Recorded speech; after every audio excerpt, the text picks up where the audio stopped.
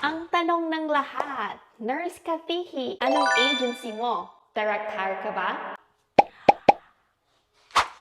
Welcome to my US journey, how I did my 9 months process from taking NCLEX to flying here in USA. Question number 1. Nakakatulong ba ang direct agency para mapadali yung process mo coming here in US? The answer is yes. Bakit? Kasi they will give you a lot of options like hospital hiring for direct employment. Question number 2. Sila ba talaga ang dahilan kung bakit 9 months process lang yung employment ko from the Philippines to here in the US? The answer is no. Bakit ba napadali yung process ko? These are the reasons why. First, I look for a direct employer that offers premium processing of I-140. Remember, if regular processing of I-140, it's gonna take 4 to 14 months. But if you're on premium processing of I-140, it will just take 15 to 45 calendar days. Wow. So, maghanap ka na ng premium processing for I-140. Second, I look for a direct employer that already has a current PWD. Kasi if wala silang PWD, it's gonna take 8 to 9 months for the DOL to approve the PWD request. Third, prepare ko na lahat ng requirements ko